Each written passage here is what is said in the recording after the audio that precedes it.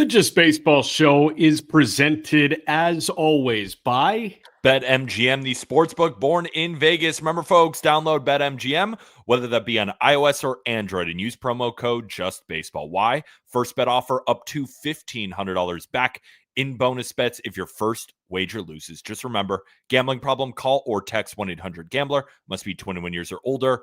Terms and conditions apply. Jack, I slept like a baby last night. And I only slept for about 6 hours because I couldn't fall asleep because I was too damn excited after we recorded that show after the Yankees' performance of the wild card series.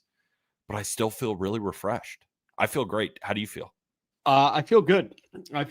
It was, we scrapped the 9 o'clock first pitch, which was awesome. That was a huge development in my Thursday night. And no baseball on Friday is another huge development. And the fact that our latest first pitch on Saturday is going to be 8:38 is phenomenal for me.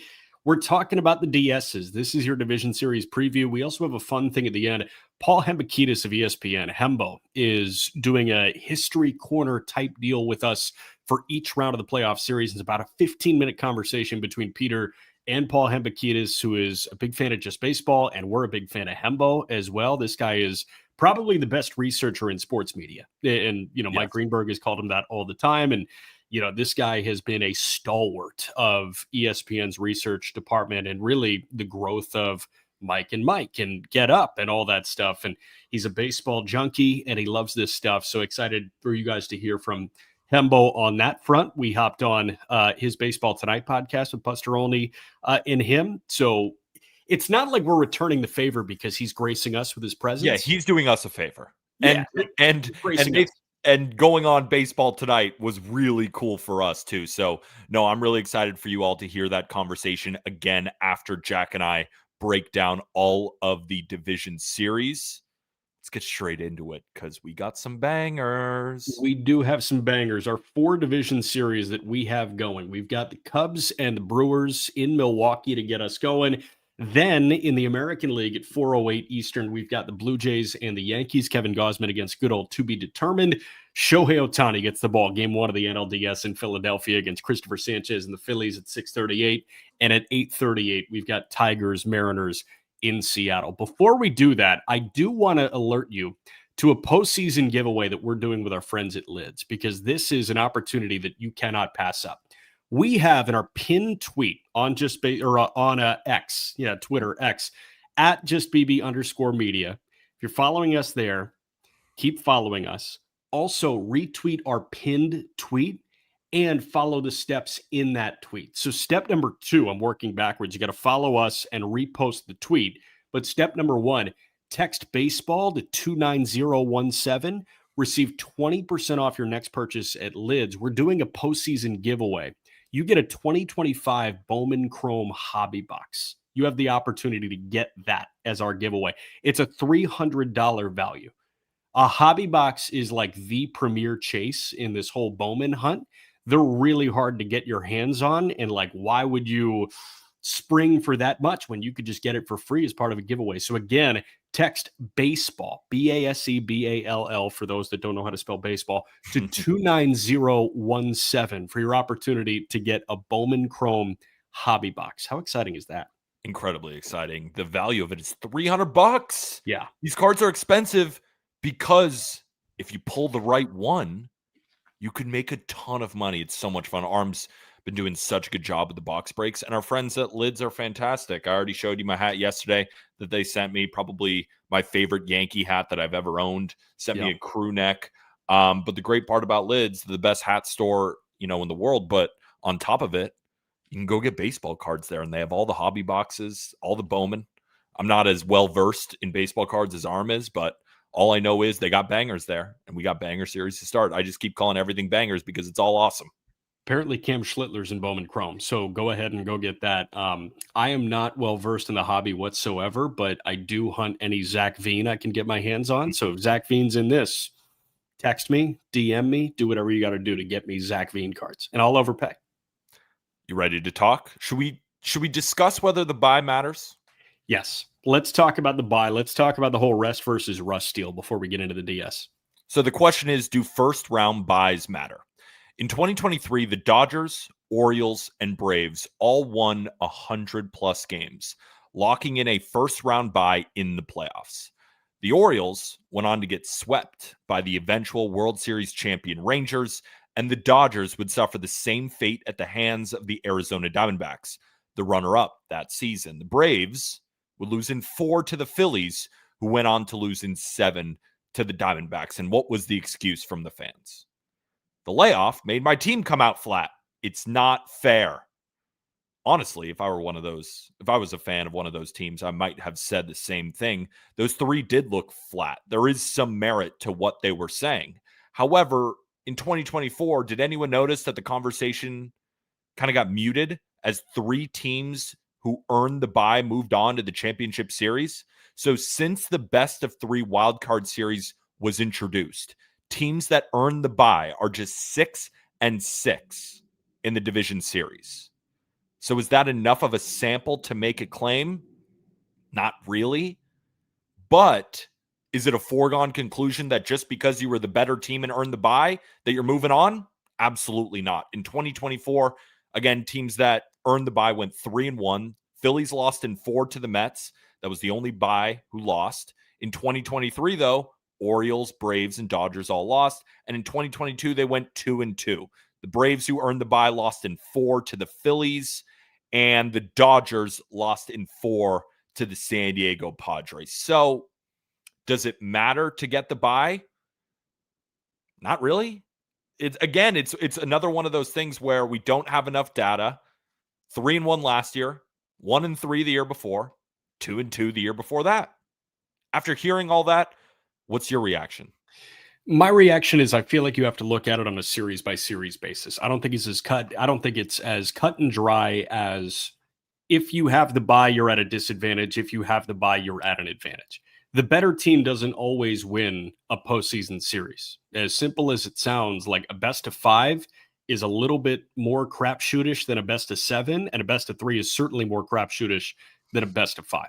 So there's I don't want to say that there's no rhyme or reason for who wins divisional series, but DSs are over a heck of a lot quicker than CSs in World Series. Mm-hmm. Simple as that. The difference between a best of 5 for me and a best of 7 is massive. The other thing is, I feel like you can almost segment it. On the pitching front, I much prefer the first round bye. You can align your pitching. Like you have the opportunity. Philly has the opportunity to line Christopher Sanchez up, right? Sanchez goes game 1. We know Ranger is going to go game 2, right? No, they haven't announced anyone. Yep. Ranger in all likelihood game 2, Luzardo in all likelihood game 3, and then you can line up Sanchez again. Like they had the opportunity to maximize Christopher Sanchez. Detroit against Seattle does not have that opportunity. They could run Skubal back out on 3 days rest, or they could try something else in game 1 and have Skubal ready to go for game 2 on Sunday. I think that's what's going to happen too. Yeah. So like for me on the pitching side, advantage goes to the team that got the bye. On the hitting side, you don't get an opportunity to see pitching for a week in a game setting with a full house. So I'd say disadvantage for those that get the bye on the hitting front, but advantage for those that get the bye on the pitching front. It's just so nuanced to me. Like it depends on the individual, to be totally honest with you. If you have a reliever that wants to play catch every day and wants to get hot every day, then 5 days without baseball might hurt. But if you've got a reliever that's like, thank God I get 5 days to just hang out and play catch and throw 2 bullpens, I'm fine, then advantage you. Yeah. I really think it is an individual by individual basis. So I appreciate you laying all that out. In summary, I don't really care. And like it's totally a crapshoot for me. Agreed. And I wanted to bring the same thing about momentum. These are just narratives that a lot of people will bring. And I think it's important to address them with the facts. And I thought your breakdown, especially on the offensive side, was perfect too. The only thing that I would add is that these teams, we've seen them play scrimmages, right? A video went viral of Bryce Harper taking our guy Walker Buehler deep. I forget the team names. It was like Pinstripes versus whatever. The Phillies were playing an inter-squad scrimmage, and a lot of these other teams have done the same in order to stay hot. But if you're telling me that those are the same as playing in playoff games, you're crazy. So they could do all that they can, but to summarize, there's not enough data, And even the data that we have is not conclusive to say that having the bye matters or not. I think you made a perfect point. It's on the individual on the team and how many individuals will benefit from the bye and how many won't. That's what we're going to see. And we'll find out. Let's get into the first one that we get to talk about here. And it's the Battle of I-94. I reminded myself that it was I-94 yesterday. It's the Cubs and the Milwaukee Brewers. Game 1 is on Saturday at 2:08 p.m. Eastern. That's 1:08 Central. It is at American Family Field. Freddie Peralta against good old to be determined for the Chicago Cubs. We'll see how they mix and match this thing. We saw Matt Boyd getting hot in the bullpen for Chicago. Could we see Boyd start game 1? Absolutely. But it'll be Freddie Peralta, off day on Friday. In all likelihood, it lines up for Priester on a Monday. And then they go, Wednesday? Holy smokes. They have a ton of off days in here. That didn't compute for me that quickly. Do they really? They play Saturday. They don't play Sunday. They play Monday. They don't play Tuesday. They play Wednesday. It's alternating. So that's crazy. Yeah. So on Saturday, we get all 4.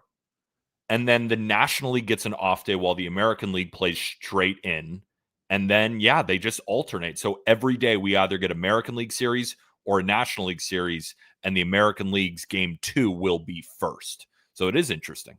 So it's going to give these pitchers a little bit more rest, a little bit more downtime. But what kind of stinks about that is that if you gather some momentum offensively, then you sit on your ass for 24 hours. Could get quelled. So again, it's all these different edges that are going to add up, and one of these teams is going to win. And this right here, I don't want to put my tinfoil hat on and say this is an opportunity to maximize ace starts, but it is an opportunity to maximize ace starts. The 4-man rotation in the postseason, with the way this is scheduled out, is pretty much gone. You can get by with 3 starters. Mm-hmm. If a guy throws 115 pitches, you might not be able to get by with 3 starters, but it's effectively normal rest. You can get by with a 3-man rotation in the postseason. Advantage Milwaukee on that front. Walk me through the advantages that you have between Milwaukee and Chicago, unit by unit. So right now, my betting preview is not quite out yet. It will be out later today. But what I've already done is gone through offense versus righties, offense versus lefties, the starting pitching, the bullpen, the defense, and the base running. And if you think base running and defense don't matter in the playoffs, you're crazy. We saw what the Cubs were doing. We saw in that final game against the Yankees, the Red Sox defense kind of crumble a little bit. What was a huge play in that series? Jarren Duran, just beyond outstretched arms, he dropped that ball. If he catches that ball, we're talking about a different series here. So all of these little things matter. Let's look at the Cubs against the Brewers. On offense, against righties this season, the Cubs have a light edge, but it's really 2 top 10 offenses. Against lefties, similar story. Cubs have the light edge. Starting pitching, I want to break down. And we can still break down the offense, but I think this is important to note. Because Brandon Woodruff doesn't look like he's going to be in this rotation, that sucks for Milwaukee because this was going to be their big edge. I still think they have a light edge in the rotation when you got Freddie Peralta and you have Quinn Priester, who has just been a ground ball machine. But in game 3, Jose Quintana is a little bit banged up. I think he's going to go. Mizorowski did not end the season strong. I've already seen some Brewers fans on social media saying they don't want to see an inning from the guy. And while I think that's a little bit inning from Jacob Mizorowski, I think that's a little bit too much. Imagine what he looks like with a little bit of adrenaline in a 1 to 2 inning sample. But I get why they feel like that because of how poor the end of the season was for him and how he's approaching an innings total that he's never had before. So I get it. I'd still like to see Mizorowski, but is it going to be Chad Patrick? I don't think Logan Henderson is going to pitch. I just don't really know how the Brewers are going to go through the rotation. My thought is right now, it's Peralta, Priester, Quintana. Do you think it's going to be any different than that? Yeah, so my thought is Peralta, Priester, Mizorowski is an opener. If he goes 3, that's fine, and you turn it over to this really good bullpen. I don't think it's going to be the Miz. I really don't. He didn't. I feel better putting the ball in the hands of a veteran who won't let the moment get the best of him. And especially for a Cubs offense. Okay, so that eliminates Chad Patrick. Let's acknowledge that. I think it does eliminate Chad Patrick. Again, it's just a rookie. Like, I'd rather put the ball in the hands of the veteran. I would. And Quintana has been damn solid when he's on the mound. He's just coming off a little bit of an injury, which does give me pause. But knowing how sour the end of the season was for Mizorowski, knowing that Chad Patrick is a rookie, and from a talent level perspective, would probably rank third on the totem pole between Mizorowski and Quintana, that's how I would go with it. And obviously, maybe even piggybacking Jacob Mizorowski. Imagine Quintana goes one time through the lineup, and then you got to deal with Mizorowski. Talk about a switch up. So that's my thought. Like, you can Swiss Army knife your way through the third game of this series, where it could be Quintana for a turn, then Mizorowski for a turn, then DL Hall for a turn, then Aaron Ashby for a turn. Like, you're fine. You can hodgepodge your way through. They have a ton of irons in the fire that they can go to in that regard. Like, why can't you start Mizorowski, have him go 3 innings, and then DL Hall goes the next 2, and then Ashby goes the next 2 after that? Spoiler alert, that's 7 innings, and then you turn it over to McGill and Uribe. Okay, that works.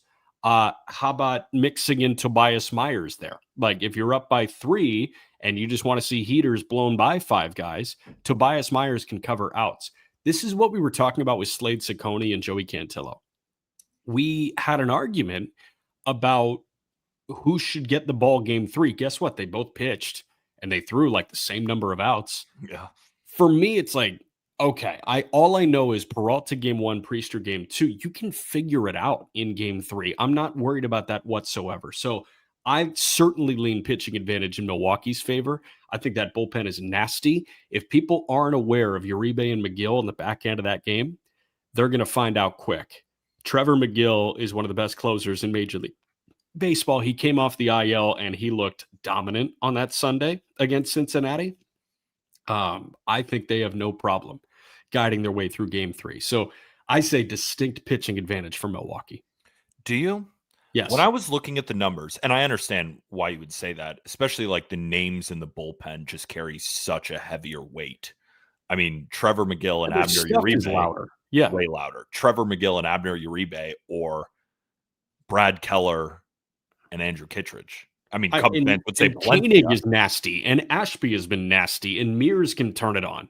But the numbers say they're pretty close. It's because the Cubs at the end of the season have been dominant. And in that postseason run, in this wildcard series, the bullpen looked great. They just don't have the sex appeal in the name category. But by production, the Brewers are better. The Brewers' rotation is better. It's not that much. And I think we have to take that away a little bit of just the name value, because it's not like the Brewers, their pitching and their bullpen has tons of postseason experience, and we've seen them all just dominate in the playoffs. The Brewers have been an early exit of pass, and it's not really been at the result of the pitching, but we don't have many incredible performances. This is Brewers starters or the bullpen. Counter. This is as good a pitching situation as Milwaukee has had in years. I mean, those years where they had Burns, Woodruff, and Freddie with their patented bullpen too, I don't think so. I would say that if they had Woodruff firing on all cylinders, I would. Without him, I'm not going to say that. Okay. So I think, but at the same time, do you agree with the Cubs having the slight offensive advantage? Because then I would go on the other side and say the Brewers have the slight pitching advantage. I don't think either are that different from each other. Yes, the Cubs certainly have an offensive advantage, and I think it's more than slight because they can hit the ball out of the ballpark 1 through 9. Milwaukee has some guys at the bottom of that lineup that I doubt a bit more than the guys at the bottom of the Cub lineup. And the thing is, like, the Cubs lineup has been the deepest and one of the best in baseball all year long. Milwaukee, like, they've rode pitching at points throughout months, and there's a reason they were the best team in baseball. Like, defense wins. Defense wins games over 162. Pitching and defense wins you a World Series. But offensively, like, the Cubs are more of the match than the Brewers are. Like, they can get hot really, really quickly. Chicago can. But I just wonder, in this DS setup with as many off days as we have, is the pitching advantage too much? Like McGill throwing every day, is that overwhelming for this Cub lineup? Uribe throwing every day, is that overwhelming for this Cub lineup? And I seem to think yes. But I think what we saw in the playoffs, especially highlighted in the Guardians-Tiger series, is that these teams have seen each other all season long. If we look at their season record, the Cubs won the series 7-6. In Milwaukee, they went 3-3. So they've seen these bullpen arms plenty of time. And what were we just saying at the end of this Guardians-Tiger series or any of these series? These bullpen arms, a lot of wear and tear on them, especially if they're pitching all 3 games. So you could say, well, I trust Trevor McGill for every game of the series. I trust Abner Uribe for every game of the series. On paper, you're absolutely right. But they're human beings at the end of the day. The third time around, when you're seeing that sinker for Uribe or you're seeing that fastball with that breaker for McGill, are you able to time it up a little bit better? And that's why I kind of lean towards the Cubs. I would rather bet on those bats where over the full season, they were a little bit better than Milwaukee. And then in the final game of that series, Kyle Tucker and PCA got hot. And we've seen what the Cubs look like when those two are firing on all cylinders. They're almost impossible to beat because the Cubs just get a lead on you and they play excellent defense, which moves me into the next facets of the game. Defense. The Cubs have a light edge here, but the Brewers are still a fantastic defensive team. These are two of the better defensive teams in Major League Baseball. The Cubs ranked number 2 in outs above average, and the Brewers are right there behind them. When you look at base running, 2 excellent base running teams.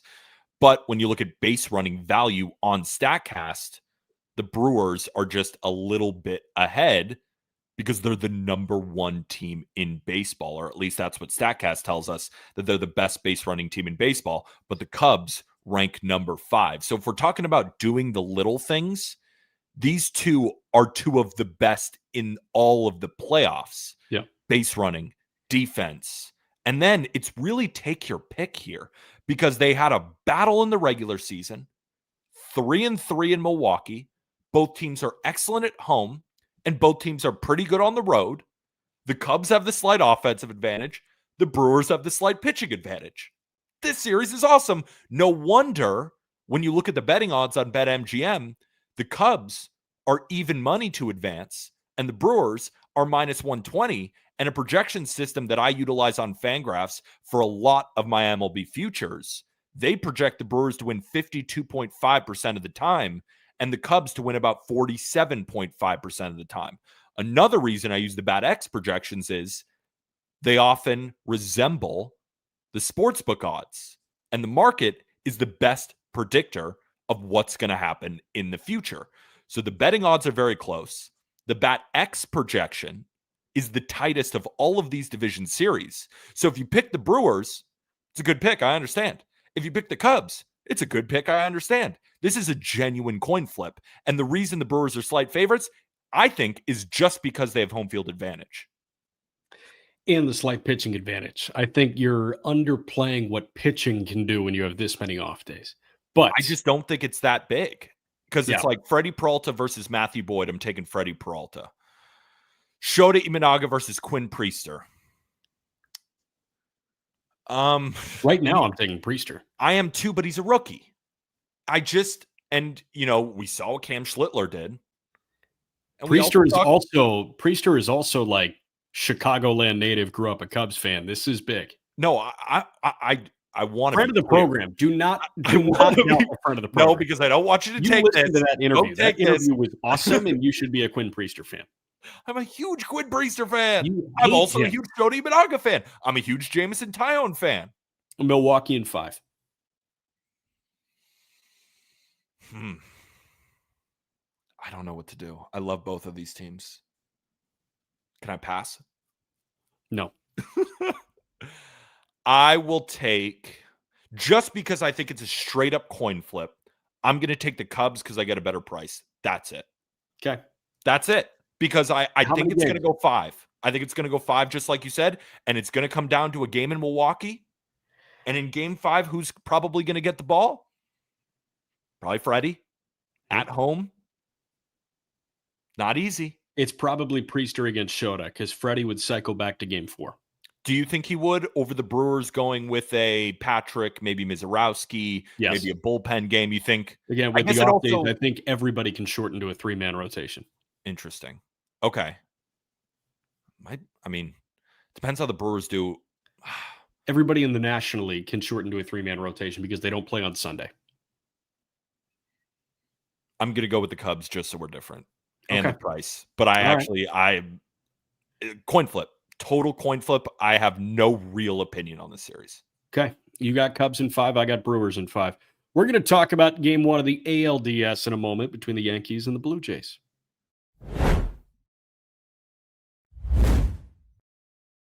New York and Toronto. Who are the Yankees starting in game 1 against Kevin Gausman? I think it's going to be Max Fried. Hasn't been announced yet. Fried would be working because he threw on Tuesday, Wednesday, Thursday, Friday. He'd be working on 3 days rest. And he threw 100 pitches. I know. That's the issue here. Heel? Is it Heel? Heel was dealing with a little bit of the injury bug there. I thought he ended the season pretty well. I'd be fine going with Heel in game 1. I really don't know. It just hasn't been announced yet. I don't know if anybody in our YouTube comments has seen a report that I haven't.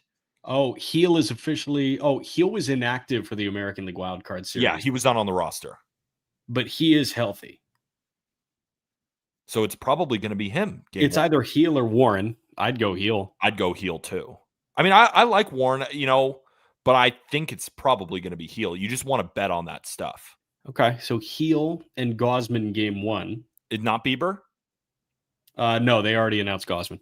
Interesting. They're going with their guy. I understand it. So Gausman game 1. It looks like Bieber game 2, Scherzer game 3. Maybe they want to put Bieber against Fried.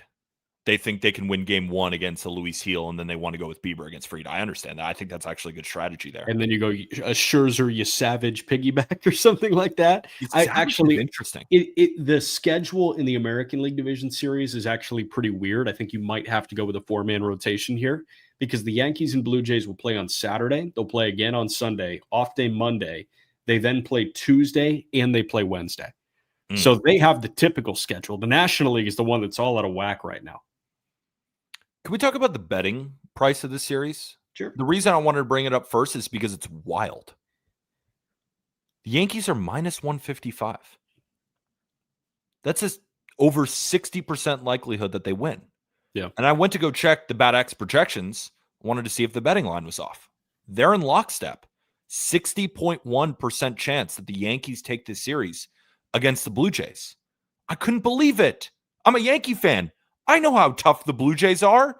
If we're looking at the season series, they went 8-5 against them in the regular season, including 6-1 at home. A 4-game sweep in Toronto at the beginning of July. Go ahead. What is the glaring difference between the regular season and going into the ALDS here? Bo Bichette. And it's big. And we're going to talk about it, but still, like the Blue Jays are still a legit team even without Bichette. But Bo Bichette accounts for that 10% swing or 15% swing. Bo Bichette was leading the American League in hits when he got hurt. He's very, very questionable with a knee sprain. It sounds like no Bo Bichette. We haven't seen an official roster come out yet, but no Bichette. But I'm just telling you, like, in terms of gambling odds, like in terms of all these projections, one player like that does not make a swing like that. He just doesn't. But I understand why that one player, like why Bichette could have a swing like that. I understand why, like, it's not drastic at all times. But again, the Blue Jays lost their table setter and shortstop. Oh, it certainly matters. I don't want to say that it doesn't. It's just with Bichette, it might be Yankees 56% by the projections, 57%. It wouldn't garner a 10% swing here. And I was surprised because I thought maybe the Yankees should be slight favorites. Maybe. I could totally understand if the Blue Jays were. Best home record in baseball. But let's go through the edges. Offense against righties. Yankees have the light edge. Not a big edge. But that's because they're number 2, number 1 in the top 3 against both lefties and righties. And the Blue Jays are in the top 7 against both lefties and righties. These are 2 great offenses going up against each other. The thing is, the Blue Jays offense, of course, does not have Bo Bichette. Starting pitching. This is one where the numbers are pretty close, but at the same time, these rotations are a little bit different than what they've been the entirety of the season, right? The Blue Jays didn't have Trey Savage. The Blue Jays didn't have Shane Bieber. The Yankees, with now Cam Schlittler, we saw that stuff. Thinking about it, who's got better stuff than him among postseason starters? You could probably think of 5. I'm not saying he's a top 5 pitcher already in the postseason, but if you can bottle up that adrenaline and continue it over a playoff series, it's still 100 miles an hour at the top of the zone. And if he's in the zone like that, now, was that aided by some of the rivalry between the Yankees and the Red Sox? Will he feel that against the Blue Jays? Because in his one start against the Blue Jays, he got crushed this year. Yep. Got crushed. But that's a regular season versus a postseason start. Does he then build off that? So I gave the Yankees the light edge just because the Blue Jays rotation to me tails off. I love Bieber and I love Gausman. I think both of them are going to shove. But Scherzer and Scherzer, I just have questions about, but would I be surprised to see him turn in a great postseason start? Absolutely not. Trey Savage is disgusting. There's so much unknown with Savage. There was a lot of unknown with Schlittler, to be honest. There's a lot of unknown with Connolly early, too. Savage has the smallest sample of all of them. Savage might also be the way Schlittler threw last night. Schlittler's the nastiest of the 3, but Savage is right there. Savage was, along with Jonah Tong, the nastiest pitcher in minor league baseball this year. Nastier than Nolan McLean? Because he's nasty. I mean, McLean, it was the most successful pitcher in minor league baseball this year. Savage climbed 4 levels. He started in low A this year. Low A, high A, double A, triple A, big leagues. You would know more than me. I'm just referencing that from my major league watch. Pitching ninja stuff in a vacuum is absolutely absurd, but in terms of effectiveness in the minor leagues across all of his starts, nastiest probably wasn't the right word. Best is probably the word to use. They were, him and Tong, Savage and Tong, were the 2 best pitchers in minor league baseball this year. Yeah, because if I'm talking about nasty, I want that sweeper from Nolan McLean. Yeah, we're not talking about the Mets right now. We're not talking about the fact that they clean out. Savage can be a showstopper. He can stymie the Yankees for 5 innings, 6 innings. So, but would you agree that the Yankees would have a slight edge in the rotation? Again, not a big edge, just a light edge. Yeah, I think Toronto stacks 2s, and the whole idea of Schlittler throwing the way he did last night and then Fried and Rodon at the front of that rotation is ridiculous. So, yes, give me the rotational advantage to New York. But at the same time, what are we super confident about Luis Gil? We have no idea what we're going to get. Sure. We have absolutely no idea. It could be otherworldly dominant. It could be 5 walks by the second inning. 2 all-star lefties facing a lineup with no Bo Bichette makes me confident in the Yankee rotation. Yeah. So right now, the Yankees have both the edge on offense and in the starting rotation. The Yankees bullpen is being talked about a lot for good reason, as not a very good unit. Blue Jays don't have the best bullpen in the world either. No. These are not 2 very good bullpens, especially when there's question marks with what type of Jeff Hoffman are we going to get in the 9th inning for Toronto. But I still gave the Blue Jays the light edge here. I think they're deeper. They're not as star-studded, but knowing what the Yankees have done, especially in the second half, I gave the slight edge to the Blue Jays, but I was expecting to come in and give them a strong edge, but I couldn't because it's not like their numbers are that great either. Thoughts? There's a lot of unknown in this Blue Jay bullpen. A lot of it. And a lot of guys that have not been battle tested. New York has a lot of guys that have been battle tested and come up short. So the question is, what do you factor in more? Do you care about guys that haven't been battle tested, or do you care about guys that have failed in battle tested situations? So are you saying the Yankees bullpen is due? Because think about it. Now they got to bounce back. I'm saying I'm trying to figure out a way to spin this in the Blue Jay direction, and I just don't really know how to spin this in the Blue Jay direction because there is a slight advantage in pretty much every aspect. I kind of go head to head, stacking. If I were to power rank bullpen arms, I'll take Bednar over whoever Toronto can give me opposite Bednar. I'll take, and it's a crapshoot. I think that's what we're talking through right now. So if that's a toss up, And then you've got a slight lineup advantage, especially with no Bichette for Toronto for the Yankees, and then a slight rotation advantage. How can you not pick the Yankees in 4 games? That's what I'm getting to right now. The Yeah. deeper I dove in, I'm like, wait a minute. And I hope this isn't coming off as bias. Like when we come to these things, I really try my best to stick to the numbers and look at the rosters and really make a pick because of it. And I don't think anything I've said is unfair yet. So I know I'm a Yankee fan, but when you go through all of the units, you start to see why the projections say the Yankees are going to win pretty handily. And the betting odds imply the same thing. And if we go to the defensive side of the ball, that's where the Blue Jays have a strong edge. The Blue Jays are one of the best defensive teams in Major League Baseball, especially with Dalton Varsho back. And that bat, too, has been so huge for them. So you lose Bichette, but you're getting the last 2 months of Dalton Varsho, and he's just been a special player. But defensively, and you know what? Losing Bichette actually does help them a lot defensively. So they get even better defensively losing Bichette because he's been one of the worst defensive shortstops in baseball. So the Yankees are going to have to earn their hits here. But I still think the Yankees are a fine defensive team, especially with Volpe stepping up the way that he has. You know, the Yankees rotation at third with McMahon, who made that incredible play over the wall, or not over the wall, like into the dugout. Yeah. Jose Caballero, Med Rosario's okay there at third, but he'd probably only get deployed against lefties, and the Blue Jays don't have a left-handed starting pitcher, so it's likely going to be a lot of Ryan McMahon. And then at second base, you got Jazz Chisholm. First base, you got Ben Rice, Austin Wells. It's a good defensive outfield with Grisham, Bellinger, and Judge. And I actually saw it. Did you see that? It was a very small thing in that final game of Yankees-Red Sox.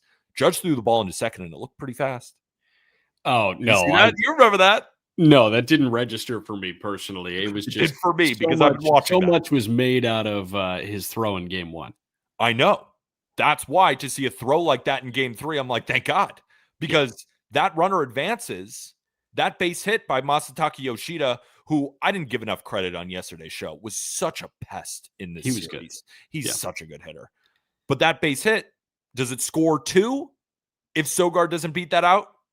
Due to Judge's kind of weaker arm, the Red Sox were going to take advantage of that. So a throw in like that at the end, it's got to make me, I feel good about it. I don't feel great, but I feel good. But regardless, to summarize, Blue Jays have the defensive advantage. Okay. The only reason and the only counterpoint I will present to your thoughts that have been very well encapsulating and put together here is you've got a couple of lefties in Fried and Rodon going up against a lineup where you could argue 3 of their 4 best hitters right now are right-handed in Springer, in Guerrero, in Kirk. Varsho is a little neutralized left on left. Santander has been bad against both, but Santander has been much worse against left-handed pitching this year. My path to success for Toronto is they get really good starts out of Gausman, Bieber, and Savage, probably, and Scherzer. Scherzer, like, throw him in there as well. But they also rely on the big boppers. Like, if the postseason's about people, Springer, Guerrero, and Kirk are going to win them a postseason series. And I just don't know if that's enough firepower to take down the Yankees, especially with what we saw from Cam Schlittler on Thursday. So I'm going to go Yankees in 5. I think it's very, very close, but I go Yanks in 5 because there's a little bit too much firepower in all 3 facets for New York. I agree with you. I think I'm going to go Yankees in 5 too. This is because I think Fried wins game 5 in Toronto. I think that's where it's decided. I think we get Fried goes game 2 and then again in game 5 with enough rest. And I think he outlasts. The Yankees have actually been okay against Shane Bieber. Gausman, Gausman's been pretty damn good. If I'm just remembering off the top of my head, I remember some specific starts where he absolutely obliterated the Yankees. It's going to be a great series. But in terms of the value, like, plus 130? Even the projections agree with the betting odds. I can't get over that. I think, what's so funny? I think the projections and the sports books are telling us that the Yankees are going to win, and that while the Blue Jays almost seem too good to be true. Does that make sense? Yeah. So yeah, I'm going to go Yankees in 5 as well. Okay. That's what we got. We're going to move to the other NLDS matchup in a moment, but quick break.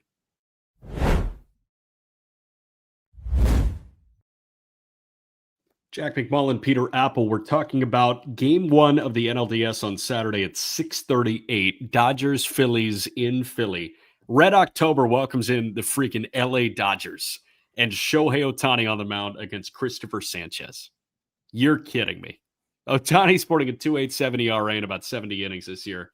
Sanchez in about 200 innings is sporting a 2.5 ERA.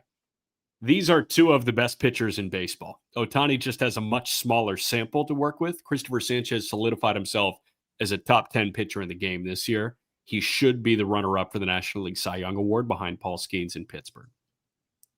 This series is going to be more heavyweight than Tyson Holyfield. Like, this is the heaviest weight fight that you could possibly imagine. And the fact that it kicks off Red October is absolutely outstanding. And I will watch every single pitch of this series. Every single one. This is a battle of both of our World Series picks. Am I wrong? You have the Dodgers. I have the Phillies.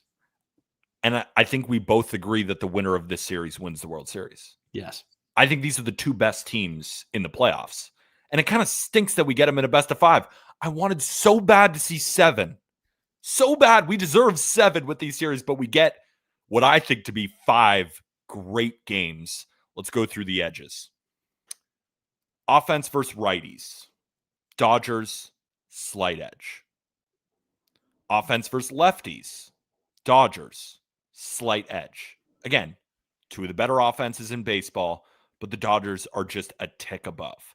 Starting pitching. If you had Wheeler, I might be singing a different tune. But I go Dodgers. I still don't say strong edge, though, even though I think the Dodgers rotation is the best unit in the playoffs. Because Sanchez is so damn good. Ranger Suarez can be unhittable. Jesus Luzardo can be unhittable. Aaron Nola, we'll see. Maybe it's a strong edge, though, actually, when I talk it out. But when I was looking at the numbers, it's really not that far off. But watching Blake Snell dominate like that, watching Yamamoto dominate like that, I know it was against the Cincinnati Reds, but we've seen Yamamoto dominate all year, and we know that Snell can beat anybody at any given time. And with Shohei Ohtani's stuff looking as explosive as it did, especially in his last start where he went 6 strong innings, and oh, by the way, Tyler Glasnow is the number 4, edges are starting to pile up, Jack. Roki Sasaki in high leverage is the ultimate X factor for me. You mean, so they have their own Yohan Duran? They might. And that's what I said a couple nights ago when Sasaki threw in a 4-run game. Throwing in a 4-run game at home against the Cincinnati Reds is much different than throwing on the road in a 1-run game against the Philadelphia Phillies. In Citizens Bank, if you have a slight nervous tick, that fan base will destroy you. They'll kill you. I was in attendance for Phillies Braves at Citizens Bank Park back in 2023, I think it was. Strider versus Ranger. I felt so bad for Spencer Strider. Strider. Right? Yeah. Strider. You have to throw in that bullpen while the fans are on your ass, screaming the most obscene things you've ever heard from a fan base. In terms of playoff atmosphere, if you are an opposing team going into Philly, that is the hardest place to win. I don't care about home records this year. I don't care about home records last year. I don't care at all. In Philly, good luck. You better be tight-knit up here. And the Dodgers are one of those teams that would be as prepared to handle an environment like that, maybe more than any other team. I mean, it's a traveling circus wherever they go in the regular season, but the postseason in Philly is just so darn different. And my counter to you is Tanner Scott has had a brutal year. Is Tanner Scott ready to throw in that joint? We've I don't seen have an so answer. many guys crumble over the course of this regular season after the All-Star break and in the postseason. Like, who's to say Trinan doesn't unravel in Philly if he appears?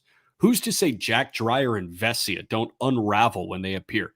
How about a rookie in Edgardo Enriquez? And again, how about a rookie in Roki Sasaki? The environment will play a factor in 3 of the 5 games. I think Dodger Stadium will also play a minor factor for the Phillies, but I really do think Philly has far and away the best home field advantage in Major League Baseball. Lineup wise, this is going to be such a battle of testosterone. It's unbelievable. I mean, is Schwarber going to clip 3 in this 5-game set? Is Harper going to clip 3? Is Bader going to clip 2? Is Marsh going to clip 1? And then on the Dodgers side, is Teoscar going to clip 3? Is Ohtani going to clip 3? I feel like this series may lead the league in solo homers. And I think I give the advantage to the Dodgers if that happens. But there's so much coming up Philly right now for me. And I look at that bullpen and I look at 3 games in Philadelphia. And I do think that home field advantage matters here. So there's a lot of wrinkles here. I'm going to trust my gut and say Philly somehow outlasts them. And I think the Dodgers cough up 1 or 2 games this week.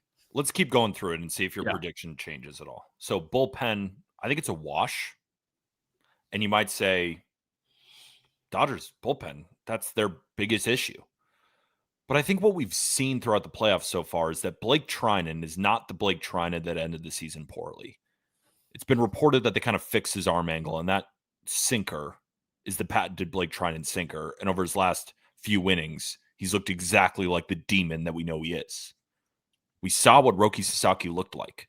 Now, it's one thing to get a little bit nervous, but it's another thing that if some adrenaline can help you in Philly, and he's throwing 102 with that splitter, you can be as nervous as you want. As long as you're near the strike zone, that's about as hard to hit as anybody. That's where nerves come into play. I mean, he could be jacked up, and he could be too jacked up, and he could be spraying. Could absolutely happen. You got Vesia, and you got Dreyer. We haven't seen Tanner Scott yet, so we don't know. But here's what I feel good about, and maybe this is giving the Dodgers too much credit. Look at what they did to Roki Sasaki. What did we say like 3 months ago? We're getting roasted online right now because we said Roki Sasaki, we're not going to see him this season. We all kind of agreed. We were just like, all right, plan it. You're done. Yeah, we didn't know they planned on making him a freaking closer. Look at what they fixed. Look at what they fixed with Blake Trinan. Are you telling me this downtime where they've been able to work with Tanner Scott in the lab, he doesn't come out and at least look better?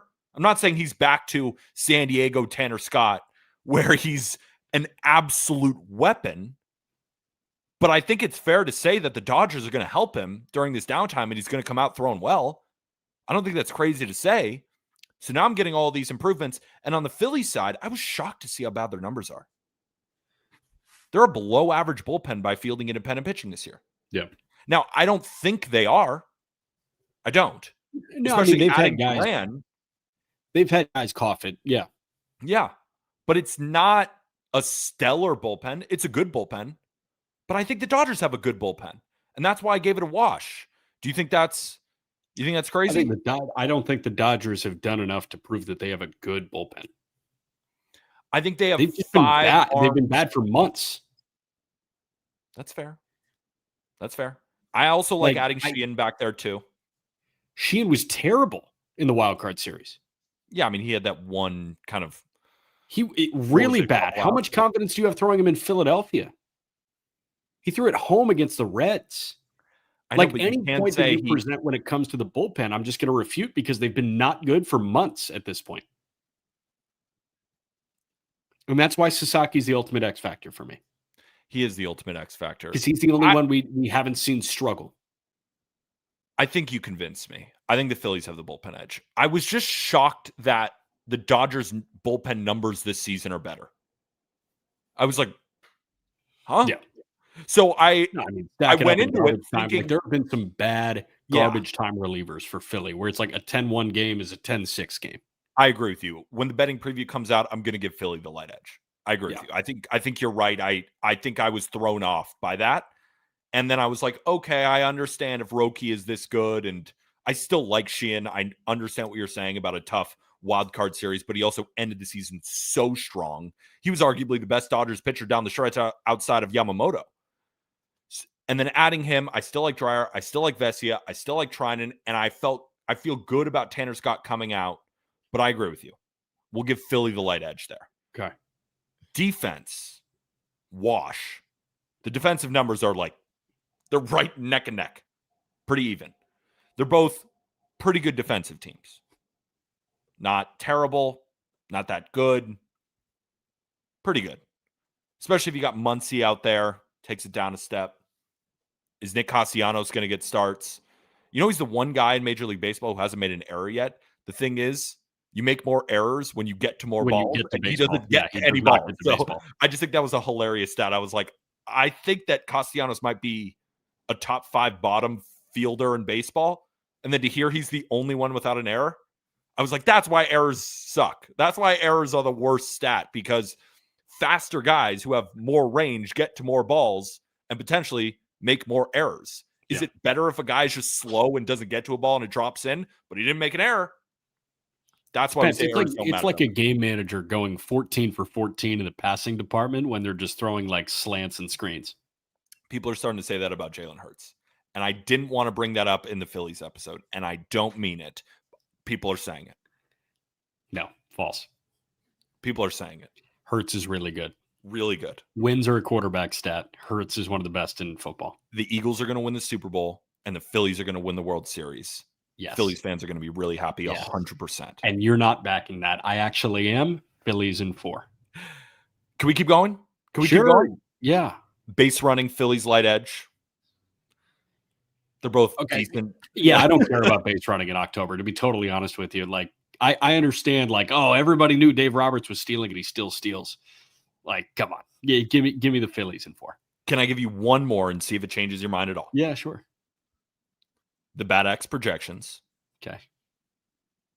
66% for the Dodgers. Yeah, that's the biggest firepower. I'm telling you, that's bigger than the Mariners Tigers. I was shocked. That's the only one where the projections are way off from the odds. The odds on BetMGM, Dodgers are minus 120, Phillies are even money. So very similar to Cubs-Brewers, even though the Dodgers are the road team and they are the slight favorites. But if you look at the projections, they're saying it should be closer to like minus 175 Dodgers, minus 180, up to minus 200. That's crazy to me. I don't agree. I think that this series is crazy close. Another thing that I noticed too, the Phillies own the season series 4-2, including taking 2 of 3 at the beginning of April in Philly and then taking 2 of 3 in LA in the middle of September. But it's funny, Christopher Sanchez against Shohei Ohtani, that's likely going to be the game 1. Phillies won that game 9-6. Christopher Sanchez got hit though. He gave up 4 runs in 7 innings. Shohei Ohtani threw a 5-inning no-hitter. What happened? Justin Robleski gave up 5 earned. Yep. And Blake Trinan gave up a few earned. And the Phillies won that game.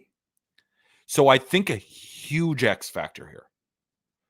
Can the Dodgers bullpen limit the blowups? If they can, they're going to win. If they can't, Philly's going to win. That's what it comes down to for me. Yes. And the Dodgers bullpen blows up too many times and the Phillies win in 4 games. I'm going to stick with my gut. I think the Dodgers bullpen is going to figure it out and the Dodgers win this series.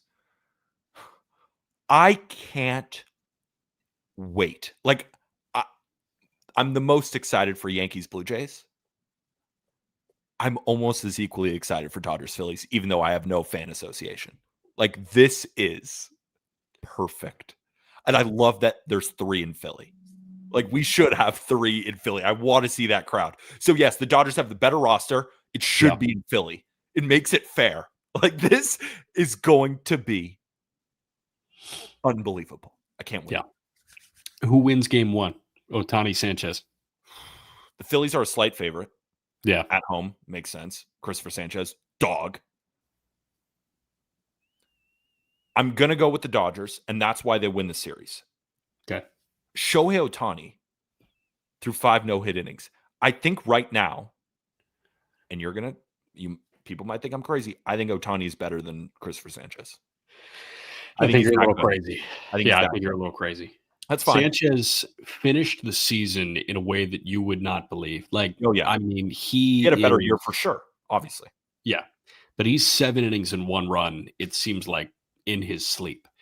And honestly, if I were Rob Thompson, I would be thinking about Luzardo in game 2 instead of Ranger. I would Because too. Ranger stumbled at the end. Luzardo really found his stride, and he is a strikeout artist. And what have we said about Ranger Suarez? When he's hot, honestly, he can go up with Christopher Sanchez. He's that good. Of course. When he's hot, he'll lull you to sleep. You'll wake up 7 innings, 1 run. I've seen him turn up incredible performances. I think he has the slowest heartbeat maybe in the entirety of the playoffs. Maybe him and Freddie Freeman. I mean, I don't even think Ranger Suarez notices that it's a playoff game. And that works to his advantage because he's pinpoint. But when he starts to get out of the zone a little bit, get hit a little bit, he has slides, and he ended the season on a slide. And he also is dealing with a little bit of an injury. So I agree with you. I think I would go Luzardo, but going back to that series, Luzardo, Ranger, and Christopher Sanchez, they've all faced the Dodgers. They haven't exactly pitched all that well. And the Dodgers get back Will Smith, which is huge, right? We saw a lot of Ben Rortvedt, and Rortvedt actually had a pretty good series. I thought he did really well with the pitchers. And he actually had a few hits, but it's Will Smith, and it's Will Smith, the right-handed bat, against these left-handed starters. So knowing that, and then in game 1, I think Ohtani, right now, his stuff in a vacuum, I think is better than Christopher Sanchez. But again, I'm in the boat where I think Shohei Ohtani is like the 3rd best pitcher in the playoffs. Well, actually now 2nd because Garrett Crochet is out, to Tarek Skubal. So that's the level I'm putting him at, with Sanchez probably right behind him. So I don't want it to be a anti-Christopher Sanchez. It is a pro-Shohei Ohtani. But if you put a gun to my head, am I taking who I think to be the greatest player of all time starting in a playoff game with that offense? I'm going to take that. Yeah. And I think that's what will then be the deciding factor, because I think Philly is going to get another one in Philly. I'd be shocked to see the Dodgers win 2. Right. And then I think the Dodgers are probably going to win 2 in LA. So for me, Dodgers in 4 is just the way I think it plays out. But I want to say Dodgers in 5. Please give us 5 games. But I think the Dodgers win game 1. I think there's a chance they drop game 2. I just can't fathom. What I'll say is I think they split the first 2 games in Philly. Okay. And then I think the Dodgers take care of business in LA. So I think if Luzardo throws game 2, Philly takes the front 2 in Philly, and then they go to LA, and LA lengthens it either to 4 games or 5, and they have to go back to Philly for game 5. But I am going to think that Philly does take game 4 because that would cycle back to Christopher Sanchez. So I go Sanchez in 1 and 4, and give me the Phillies in 4. Similar to Cubs and Brewers, like I can't. What am I going to fault you for taking Christopher Sanchez at home? With a 1.94 ERA, he went 6-0 at home this year. Yeah. I mean, I think Shohei Ohtani's the GOAT. He's going up against probably the toughest matchup in baseball this season. If you look at home starts, I think Christopher Sanchez has been better in Philly than Tarek Skubal has been in Detroit. So to say that you're off for just riding Sanchez at home and taking the Phillies to win 1 more of the remaining 3, how can I fault you? What a series. What a series. What a series it is. All right, we're going to talk about the last series on the docket. It's Tigers-Mariners in a moment. We'll be right back.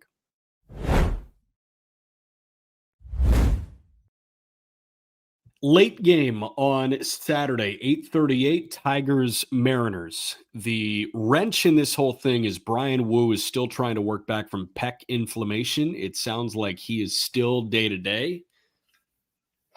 I'll let you walk through the advantages here.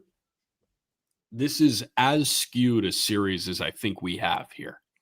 I'll tell you what I go with. Seattle in 4. And why do we have to start with projections? Let's talk through. I like when we talk through it. It's more fun. Yeah, I mean, you can go ahead. I'm going to get out in front of that. Like, Seattle is just overpowering Detroit, I think, in every facet. We learned a lot about Detroit's flaws in the final 2 months, and hell, like, they didn't look awesome in this wild card series. I thought it was just kind of I've used this term, like, I thought it was kind of a pool noodle fight between Detroit and Cleveland, and now you go to Seattle and their place. That place is going to be electric. Walk me through everything. So one thing I want to ask you before we even get into that, I want to talk about the Tigers-Guardians series for a second. I slept on it, and I'm thinking to myself, did the Tigers play poorly? Because the offense looked okay against a really good pitching staff in Cleveland. Like, that's the reason they're there, is because they can pitch. We know how good their rotation is and their bullpen is. So to win that series, and especially in the last game, put up an inning like that, I thought it was pretty impressive. Now, they're pitching against Cleveland. Outside of one bad inning, they kept him to 2 runs the whole series. And you have Tarek Skubal. And Flaherty looked good. And they're getting Reese Olson back. So did they play poorly? Or is it just we didn't love what the Guardians had on paper on offense and watching them hit, so we're not giving the Tigers enough credit for how they looked individually? Because their offense still had to go up against that Guardian pitching staff. We're not giving them any credit? We're not giving them any credit for that? I'm giving them a little bit of credit, but that Guardian pitching staff was absolutely exhausted. Not at the beginning. Yeah, but like what they did at the beginning was not that impressive to me, to be totally honest. Okay, let's go through the edges. Okay. Offense versus righties. Mariners have a strong edge. Mariners have one of the better offenses in baseball against righties, and the Tigers have been below average against righties all season long. Against lefties, though, the Tigers actually have a light edge. The thing is, the Mariners have 0 left-handed pitchers in their rotation. So it doesn't really matter there. Offense, overall, definitely strong edge towards Seattle. Now we get to the starting rotation. And this is, if you look at all of the pitchers individually, you're going to say Seattle. But then when you start dissecting it a little bit, they don't have a pitcher as good as Tarek Skubal. Of course not. Exactly. And he's going 2 of the games, and likely for a lot of those innings. So Brian Wu also might miss this series. And even if he doesn't, is he going to be pitching at 100%? I'm not sure. I gave the Mariners a light edge, not a strong edge, because I think when you look at the numbers and you look at the totality, like the Mariners are deeper, you feel better about all 4 of their arms. But in a short series like this, where we're going to get 2 rounds of Skubal, is it really that strong of an edge? But then I'm going to counter myself. Jack, let me counter myself for a second. The Mariners have faced Skubal twice this year. He's given up 8 earned in 10 innings. They've beaten him twice. And those were with lineups like with Ryan Bliss, Dylan Moore, Donovan Solano. In Detroit, they beat Skubal. They won a game 12-3. That was before they got all of these reinforcements. So in a vacuum, Skubal's the best pitcher in the series. Do the Mariners own him? And then I start to think, no way Skubal lets that happen again. I'm all out of whack here. What do you think? Tarek Skubal punched out 14 and got 2 outs in the 8th inning. And the Tigers won 2-1, and they got 5 hits across against Gavin Williams, Hunter Gaddis, Eric Sabrowski, and Cade Smith. Is that not really hard to hit, those 4? It's hard to hit, but if Skubal is matching up against Logan Gilbert or George Kirby, and then the back end of that Mariner bullpen, I view that as equal to Gavin Williams, Gaddis, Sabrowski, and Cade Smith. And the Tigers won that game. And the Tigers won that game, but they got 5 hits. Yeah. It was 2-1. They need a dominant Skubal. They need 8 innings from Tarek Skubal. Do we think he's not going to give them twice? And here's the big thing that you're not mentioning.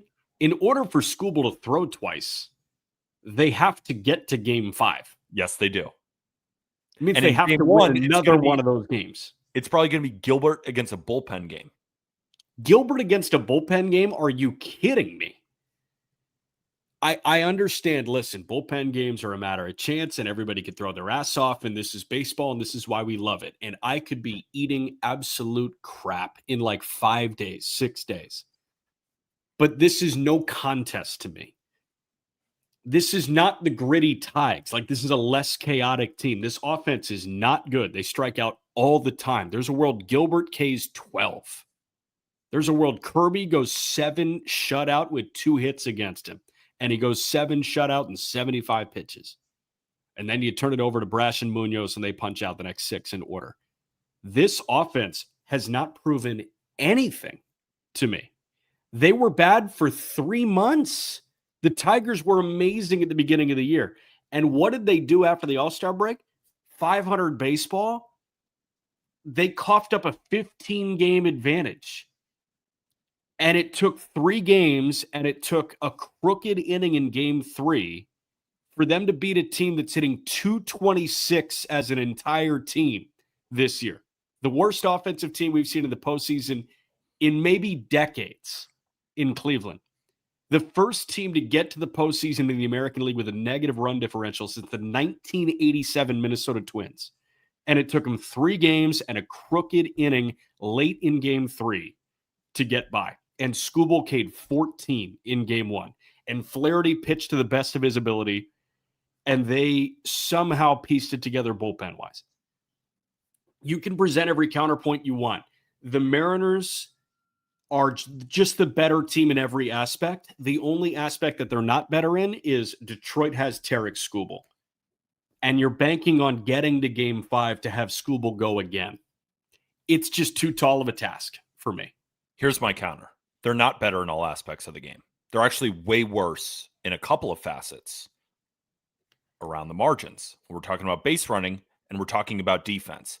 This matters in a playoff series. When games are close, can you be perfect around the edges? We saw what the Cubs looked like. We saw what the Red Sox looked like.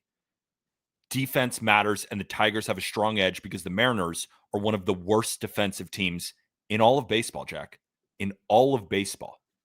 Like, the Mariners are third to last in outs above average at -28. Cal Raleigh's a good defender. Julio Rodriguez is a good defender. It's about it. I'm telling you, if things get close, and then base running, grabbing those extra bases, the Tigers are the second best base running team in Major League Baseball, and the Mariners are one of the worst. The Mariners steal bases. Great. Josh Naylor. Slowest sprint speed, stealing bases. That's great.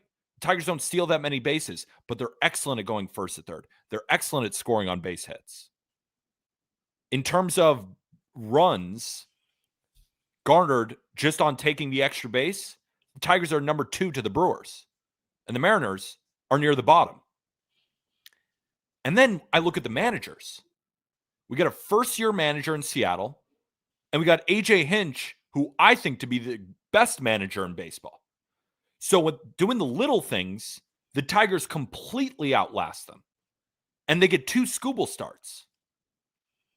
Do the Mariners have a better offense? Yes. Do the Mariners have a better overall starting rotation? Yes. Do the Mariners have a better bullpen? Yes. Should the Mariners be favored? Absolutely. Do I think it's a foregone conclusion? Absolutely not. Absolutely not. Not with the little things. Not with the managerial experience. No way. No way. What have the Mariners proven? What have the Mariners proven? In the postseason, they haven't. We've just given them the American League.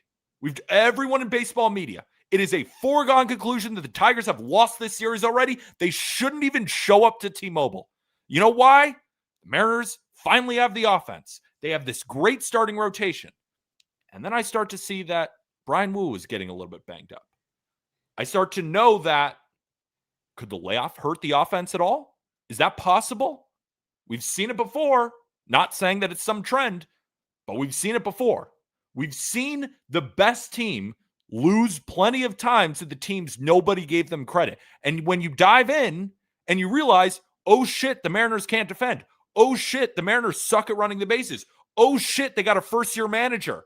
Oh shit, they've been 38-43 on the road this year. Calling it a foregone conclusion is crazy to me.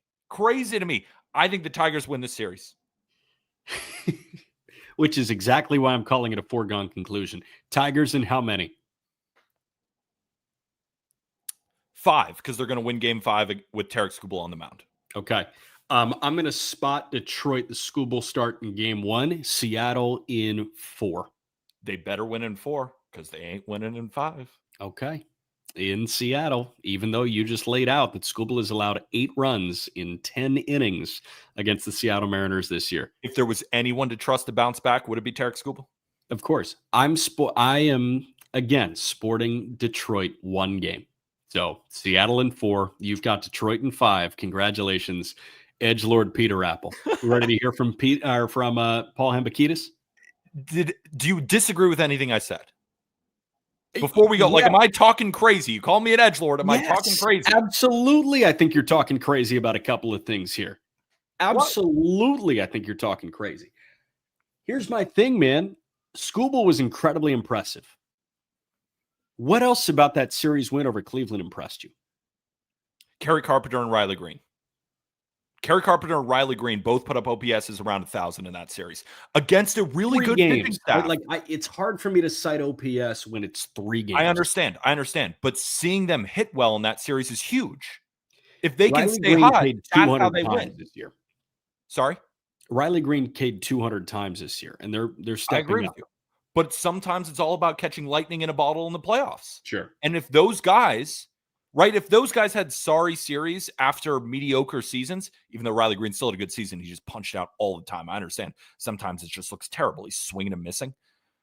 But them looking good and then going through all the edges, I'm like, wait a minute. Tigers can compete here. Tigers can absolutely compete here. And if you're telling me game 5, Skubal's on the bump, I don't care where it is. I'm taking the Tigers. And I think... If they can get one of those, if they win both Skubal starts and they can get one more game, they're going to win the series. And I think that's like not crazy to say, especially because Jack Flaherty also looked good. He also has a postseason track record. Here is why I'm going to push against your 1,000 OPS point for Green and Kerry Carpenter. How did they get there? How many homers did they combine for? Regardless of the OPS, do you think they look good? That's what matters. I thought they looked okay, but like how many homers did they combine for? I don't in that think 3-game set. Green doubled twice. Carpenter doubled in game 3. So if they hit home runs, would you be like, oh, yeah, I think home runs matter. Yes, I think they do matter. But do you think they can hit a home run in this series? Of course. I think they can, but like they're not hot yet. I don't think what if they're both hitting did across 3 games in Cleveland constitutes hot. I think if you hit 350 with an OPS over 1,000 in 3 games against that Cleveland offense, and you're driving in for extra bases, I think that's a good thing. 350 with an OPS over 1,000 in 3 games just does not exist to me as a stat. Like, take the stats away. Did they look good or not? Yes. I thought they looked fine. I thought they looked fine. Fine. That's disrespectful to our guy Kerry. Not that good. Again, aside from Skubal, there really wasn't much that was super impressive to me from Detroit in that series. I guess you hate Kerry Carpenter. I thought this was a Kerry Carpenter podcast. I thought.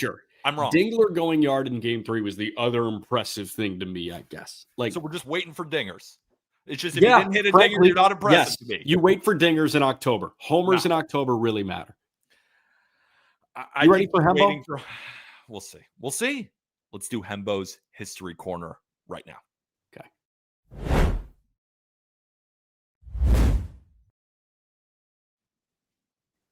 Hembo's History Corner. We welcome on Paul Hembekides from ESPN to break down the history of the American League and the National League Division Series through the years. We talked about this. He's going to join us for both the Division Series, the Championship Series, and the World Series to walk us through all the greatest historical moments from each series. Paul, thank you so much for coming on. I can't wait to do this. We've been talking about this for a while. I'm ecstatic.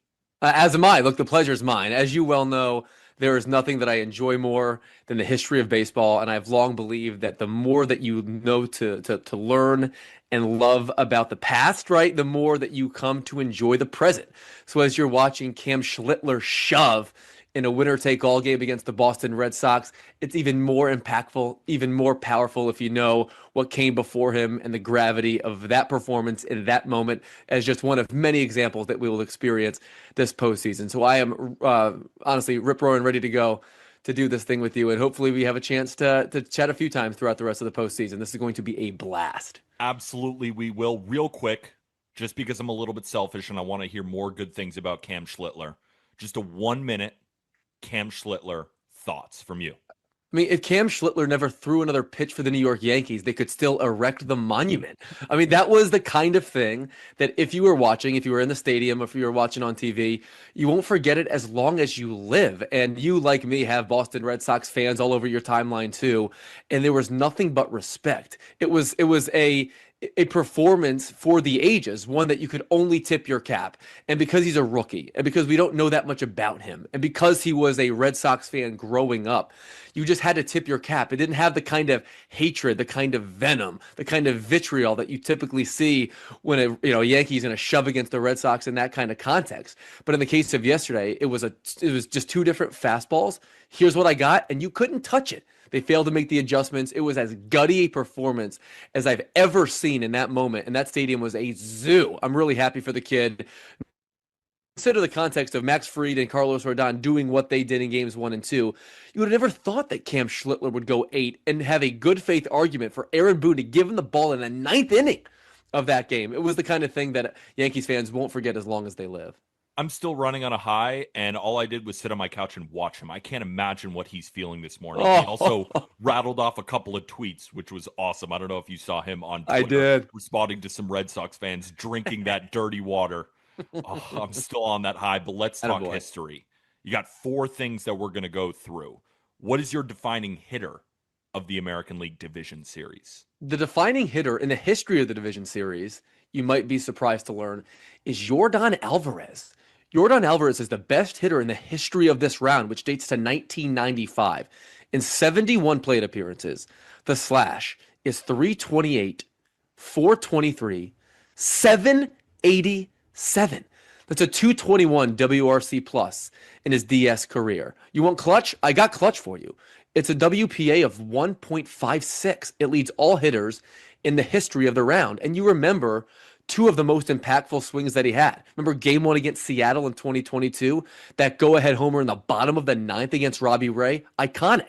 Remember 2 days later against Luis Castillo? A go-ahead homer in the bottom of the 6th inning.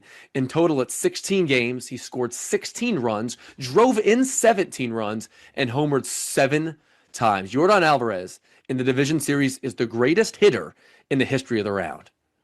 Incredible. Because, I mean, you've gone back. I assume we're going to talk about greatest pitchers and all that kind of stuff, too, that it's really recent. And that's the kind of impact that Yordan Alvarez has had on the playoffs. It makes sense. I mean, look how good the Astros have been over the years, and Alvarez has been right in the middle of it.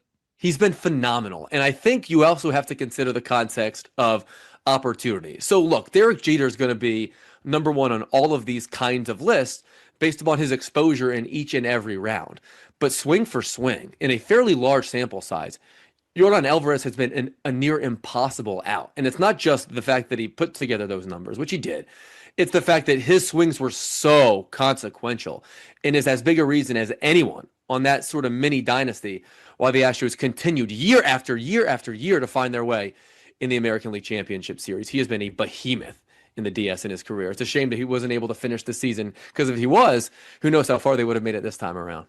My favorite part about Yordan Alvarez, and we've talked about this, on our show since we started back in 2021, and you mentioned in 2022, is that it doesn't matter if it's a lefty or a righty. You mentioned Robbie Ray, right? It's almost Jose Alvarado. We remember that in the World Series, right? We're talking about Division Series right now, but you bring in a lefty, you're almost doing yourself a disservice. I feel like he locks in just a little bit more, and who cares what arm they're throwing with? If you throw it in the zone against Yordan Alvarez, like you said, especially in the Division Series, it's probably going 20 rows deep. Let's talk about the most defining pitcher of the Division Series. This is not going to surprise you at all. The answer to this question is easy, it's clear, and it's Mariano Rivera. Mariano Rivera in the Division Series is a video game. These numbers are absolutely mind-boggling, so much so that I used 3 different sources because I couldn't believe what each was telling me. He pitched in 16 division series in his playoff career. That's 56 innings, and he allowed 3 runs. 3 runs in 56 innings, and only 2 of them were earned. Further, it's 39 appearances, and 36 of them were scoreless. 36 for 39. And I think younger fans will really enjoy hearing and learning about the fact that Mariano Rivera was not a one-inning specialist by any stretch.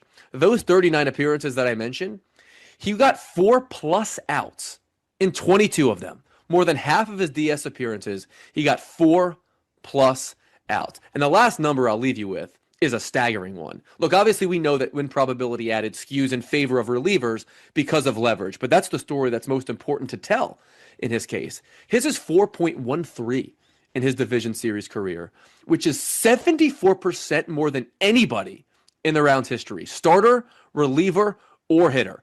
Mariano Rivera was unstoppable and is as big a reason as any, at least in my judgment, that the Yankees dynasty was what it was, considering it's so easy to trip up in a playoff context when you have to go through 3 rounds to win this thing, as was the case when the Yankees were so dominant, of course. And him in the division series was a lockdown, dominant, in many cases more than 9th-inning specialist who was absolutely unhittable.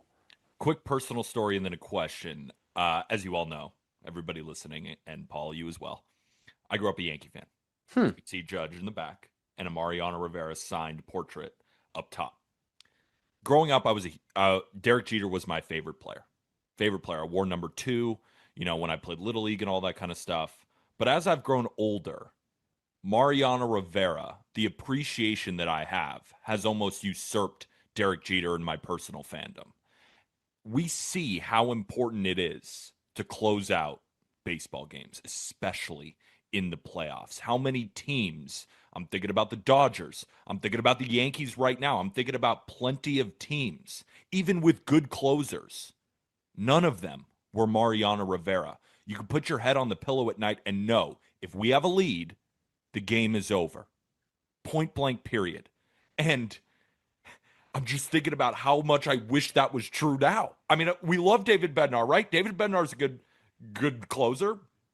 Yohan Duran, he might be the best closer in the playoffs. He's not Mo. That's what I would say. That's a well-made point, and you're spitting bars, and I would co-sign all of it.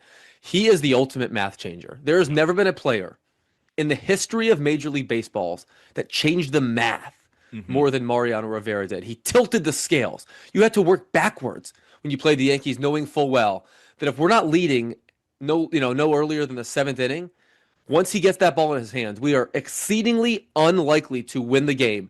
And the anxiety that caused the other team's manager, the opposing lineup, and how much that reinforced to the Yankees that we're winning this game once Enter Sandman starts to blare from the speakers. It's a total math changer. And for my money, at least, when you consider the context of his position, more dominant relative to his peers than any player in the history of baseball at their position. Before we get into the defining performance, were there any starters that came up during your stat search? Yes. Typically, you'll see a lot of the same guys that appear on these historically, especially in the division series. We're talking last 20 years, of course. Justin Verlander, John Smoltz, Andy Pettitte.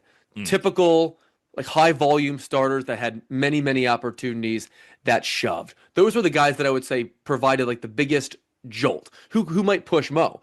But ultimately, in a playoff context, unless you're going to be filthy, dominant every single time, the closest to that is probably Garrett Cole, who went 8-1 with a 2.05 ERA in his division series career. But even he couldn't touch the quantitative value that Mariano Rivera is providing. He just couldn't. No one could. But those would be the handful of starting pitchers that I would say you might put further down the medal stand. Makes sense. So who had the defining performance of the division series? Roy Halladay did. Roy Halladay obviously did. 2010, Game 1 against the Cincinnati Reds. It was his first taste of postseason baseball in his 321st career appearance. Of course, he spent a dozen years in Toronto.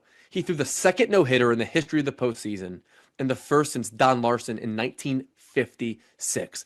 You remember it well. It was a 104-pitch masterpiece, 12 ground ball outs, 8 strikeouts, the only blemish of which was a otherwise innocuous Jay Bruce walk in the 5th inning. I'm a Phillies fan, and I've been for 25 years.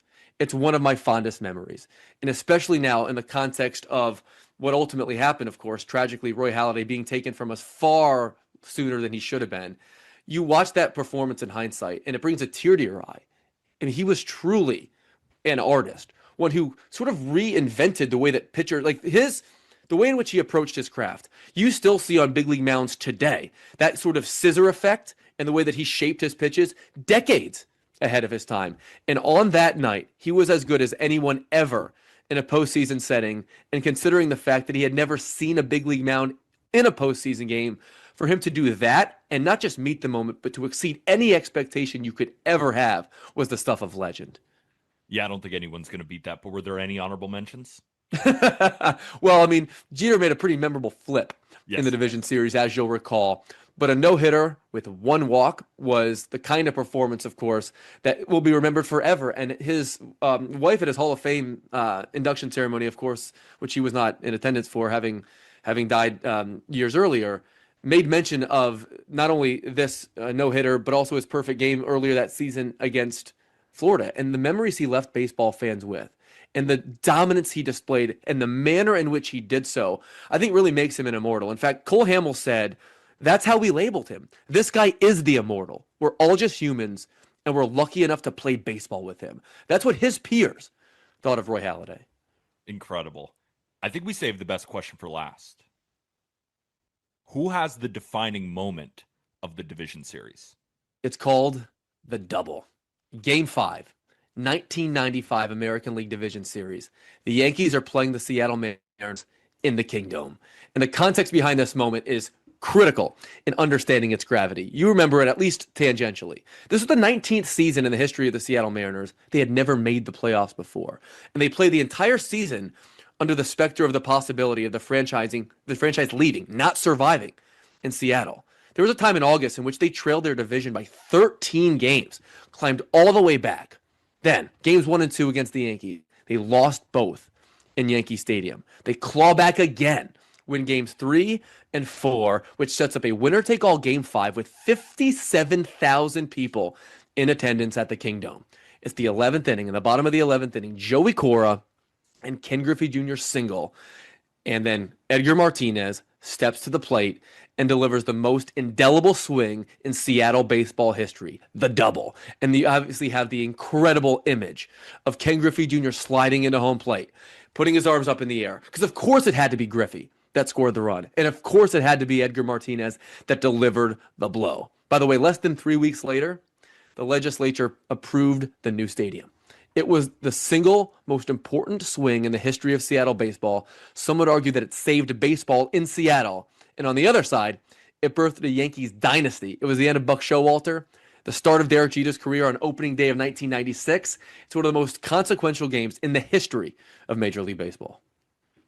The way you broke that down, it almost felt like this was a trailer for the upcoming playoffs, and Michael Bay directed it.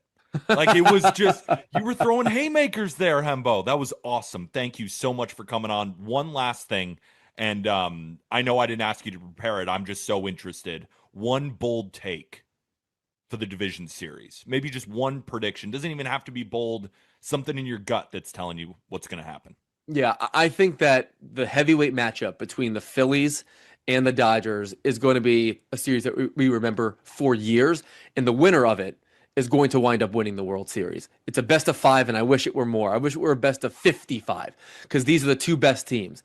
It's going to be a zoo in Citizens Bank Park. We're going to get to see the full-fledged Shohei Ohtani for the first time ever, really, in this context, in this setting. But I think the Phillies are going to, look, I'm a fan, I'm biased. I view this thing objectively, though, as well. I think the Phillies are going to win the series, and they're going to win the World Series. But the Dodgers, who are favored at least slightly at some sports books, I think should they wind up winning, they're going to be the team that wins the whole thing. This is going to be the series that determines who wins the World Series. So many great series to get to. Cannot wait. Hemba, before we leave, where can people find more of your work besides what you're doing on ESPN? Yes, I'm on the Baseball Tonight podcast every single week. You can find me on the socials at Paul Hembo. And I, in conjunction with Mike Greenberg, have written 3 sports books, the most recent of which is called Got Your Legends. It is in bookstores now. If you like content like these, you will like content like that. So I very much appreciate the opportunity. Always good to talk to you and enjoy the baseball. Absolutely, Hembo. And we are so excited to have you on for the Championship Series and the World Series. And you started off with a bang. Hembo, thanks again for coming on. Later, bud. How awesome was that, man? That's the good stuff. the Excited for best. Paul Hembekides to join us ahead of the CS and the World Series as well. He's the best. I mean, that was. Did you like my point at the very end where I felt like it was a trailer for the? Yes, just a Michael Bay film. Because he was If just you throwing haven't- haymakers. If you haven't seen the Family Guy episode of them creating, like, them working off the same prompt, like Peter gets fired from his job, and they do it as a Wes Anderson film, an M. Night Shyamalan film, and a Michael Bay film. Oh, it's a really good one. But yeah, Michael Bay, it's just action intense, and that was action intense. But walking down memory lane for the Doc Halladay no-hitter was fun for me. So Really cool. and really enjoyed that from Paul Hembekides. Appreciating Jordan's greatness. God, I Yeah, wish he was in the yeah. playoffs still. That's, the Astros are apparently not inevitable, but Jordan Alvarez is absolutely inevitable. Totally. So to miss that big old bat in the playoffs, it's a shame, but that's what happens Yep. when you don't make the playoffs. It is what it is. Yep. Again, everything you need is in the episode description here if you're listening via podcast form. Thank you for joining us live if you did join us live, but also I want to direct you to Just Baseball's pinned tweet right now. We're doing a postseason giveaway with lids. You have the opportunity to get Bowman Chrome, get a 2025 Bowman Chrome hobby box, which is a $300 value. All you got to do, text baseball to 29017 and follow Just Baseball _media or Just BB _media on Twitter, and then repost that recent X post. What you got? Hopefully everybody enjoyed. And again, go check out that lids giveaway. Makes sense. It's a giveaway. But make sure, if you want to join us for the rest of the postseason, just $10 a month, the best baseball group chat in the world. You can find that link in the episode description. On Go get Discord. yourself on Discord. Go get yourself some Just Baseball merch. It's the best, another great way to support the program, as well as if you don't want to spend a dime, we totally understand. But if you could rate and review on Spotify, Apple Podcasts, like, subscribe, comment on YouTube, we would really, really appreciate it. That's the Division Series preview. For Jack McMullen, I'm Peter Apple. See you on Monday. And with that, thank you, everybody.